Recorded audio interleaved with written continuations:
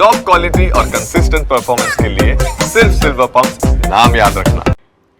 અને હવે વાત કરીએ અમદાવાદની તો બ્રિજની ગુણવત્તાને લઈને સૌથી મોટો ખુલાસો થયો છે। TV9 પાસે બ્રિજ ઇન્સ્પેક્શન કમિટીનો એક્સક્લુઝિવ રિપોર્ટ આવ્યો છે। બ્રિજ ઇન્સ્પેક્શન કમિટીના રિપોર્ટમાં સૌથી મોટો ઘટસ્ફોટ થયો છે, જેમાં અમદાવાદ શહેરના 5 ઓવરબ્રિજ જોખમી હાલતમાં હોવાનો રિપોર્ટ સામે આવ્યો છે, જેમાં અસારવાનો અમરસિંહ ચૌધરી બ્રિજ ક્રિટિકલ અને નબળો છે, જૂના કેડિલા બ્રિજની ક્રિટિકલ અને ખૂબ જ કંગાળ સ્થિતિ છે, સુભાષ બ્રિજના RCC સ્લેબની હાલત પણ નબળી છે, જૂના મહાત્મા ગાંધી બ્રિજની હાલત પણ અત્યંત ખરાબ છે, નવા મહાત્મા ગાંધી બ્રિજના સુપર અને સબસ્ટ્રક્ચરની હાલત નબળી છે।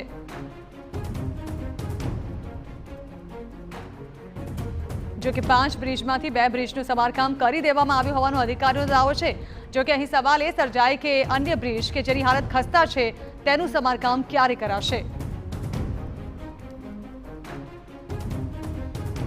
બરોડામાં બનેલી બ્રિજની દુર્ઘટના બાદ અમદાવાદના કેટલાક બ્રિજ પણ છે કે જેને બ્રિજ રિપેર કરવા માટેનું સૂચન જે તે સમયે ઇન્સ્પેક્શન દરમિયાન આપવામાં આવ્યું હતું કે બ્રિજની જે દિવાલો છે તેને યોગ્ય રીતે તૈયાર કરવી, તે જર્જરિત હાલતમાં છે, નુકસાન પામેલી છે, પરંતુ તેમ છતાં આ જે દિવાલો છે તે રિપેર કરવામાં આવી નથી।